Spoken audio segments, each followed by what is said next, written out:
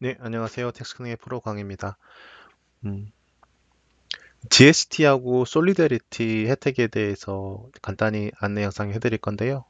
아무래도 처음 도착한 경우에 많이 적용되긴 할 건데요. 그렇지 않은 경우에도 GST와 솔리데리티 혜택은 매년 세금 신고를 하고 나면 소득에 따라서 각 개인이나 가족의 자격이 결정이 됩니다. 이런 비슷한 요약문서 제가 설명을 해드리는데요. 지금 이건 가상 고객입니다. 뭐 남편이나 또는 부인 또는 남편이 있고요. 한 배우자가 3만 불 정도의 소득이 있다고 가정한 거입니다. 한 자녀가 있고요. 이 경우에 예를 들어서 자녀 육아비가 1년 기준으로 9,448불 기준으로 혜택이 있고요. 그다음에 케벡의 자녀 육아비 혜택은 5,513불의 혜택이 있는 걸로 나옵니다. 비슷하게 얘기 들으시겠지만 이 상단이 연방의 요약 정보이고요. CRA 세청의 요약 정보입니다. 하단 핑크색은 케벡 세청의 요약 정보이고요. 상단은 소득 관련이고 그 하단은 혜택 관련입니다. 또 제가 지금 설명드리려고 하는 부분은 이 GST하고 그다음에 Solidarity Tax Credit이라는 부분입니다. 먼저 GST, HST 부분인데요. 이 GST, HST가 어떤 것의 개념이냐면 한국의 부가가치세의 개념입니다. 물건을 살 때 연방에서는 5%의 GST를 부과합니다. 이게 Goods and Sales Tax인데요. 아무래도 뭐 한국에서는 가격을 제시할 때 그 부가가치세가 포함된 금액으로 납부를 하기 때문에 잘 모르시는데 항상 이 부가가치세는 붙어 있습니다. 그래서 이 부가가치세 GST의 경우에는 소득에 관련없이 소비 패턴에 따라서 납부를 해야 되기 때문에요. 무슨 필수 생필품 가공되지 않은 제품의 경우에는 부과되지 않는 경우가 많습니다. 근데 가공된 식품 같은 경우나 뭐 이런 서비스 같은 경우에는 5%의 연방 소비세를 납부를 합니다. 네, 개인의 소득을 파악할 수 없는 상태에서 소비에 의해서만 부과를 하기 때문에 누진세율을 적용하는 나라에서는 맞지 않는 공평하지 않은 부분이 있습니다. 그래서 어, 한 해결책으로 어, 방책을 마련한 것이 세금 신고가 매년 1년이 지나면 매년 4월에 세금 신고가 이루어지잖아요. 예를 들어서 지금 이제 현재 2022년 세금 신고가 2023년 4월까지 이루어지고 있습니다. 그러면 2022년의 소득은 2023년 4월에 세금 신고가 기한이기 때문에 아마 4월, 5월 이때쯤에 확정이 되겠죠. 확정이 되고 나면 가족 소득이 파악이 되기 때문에 그 소득을 기반으로 한 혜택 기간은 2023년 7월부터 그 다음 연도인 2024년 6월까지입니다. 예를 들어서 지금 현재가 2023년인데요. 작년 2022년 신고를 올해 4월에 진행을 해서 완료를 한다면 소득이 파악이 되어서 올해 7월부터 내년 6월까지의 혜택이라는 부분입니다. 그래서 가족 소득으로 약 한 4만 불, 5만 불 정도까지 되면 이제 자격이 나오는데 그 이상 되면 없어지긴 하거든요. 지금 제가 기준으로 한 거는 한 배우자가 3만 불이 소득이 있었고 배우자가 있는 상태에서 자녀까지 한 명 있는 상태로 혜택 기준이 약 821불 정도가 나옵니다. 그러면 이게 올해 7월, 10월 그리고 내년 1월, 4월에 해서 205불 정도씩 입금된다는 부분입니다.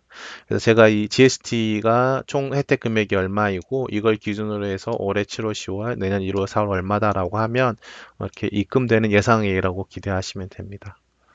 그러니까 참고적으로 저희가 알려드리는 그 혜택 예상액은 알려드리는 거이실 뿐 저희가 결정할 수 있는 권한은 전혀 없습니다. 세금 신고하고 나면 세청이 자체적인 시스템에 의해서 혜택 금액을 계산하기 때문에요.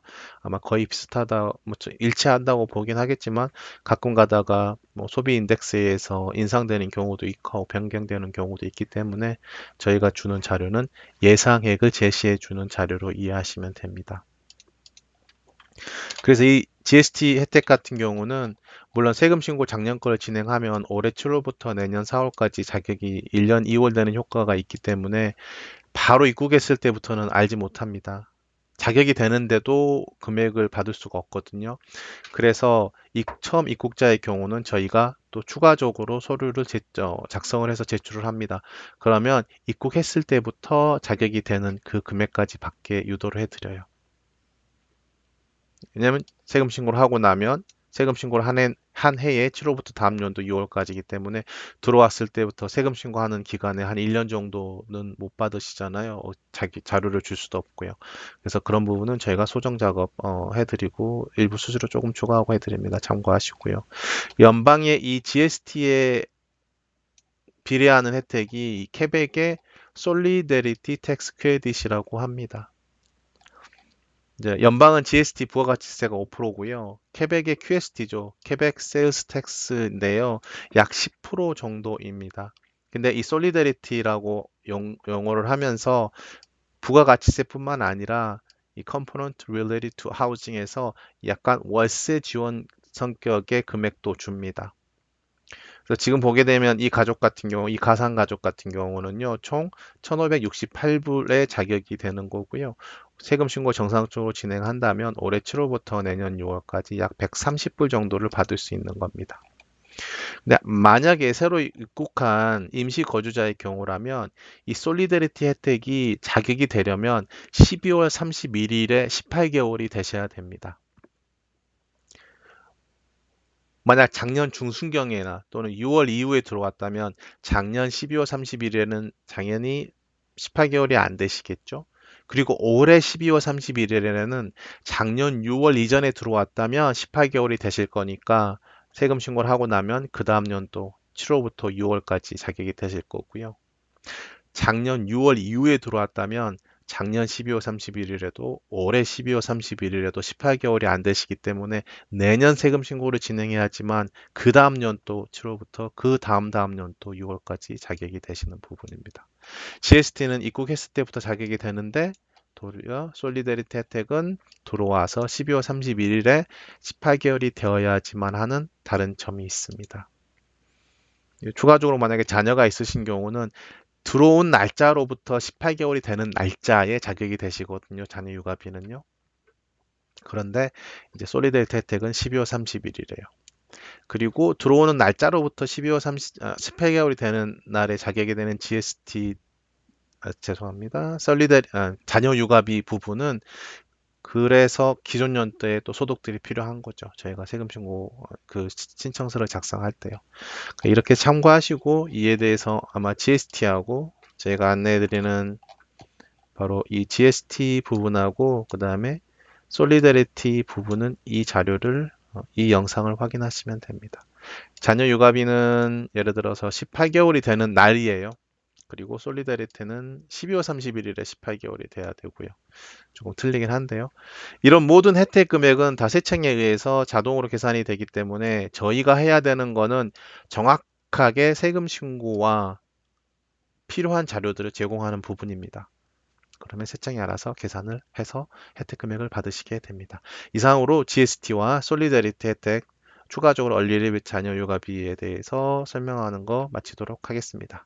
감사합니다. 텍스클리닉의 프로 강의였습니다.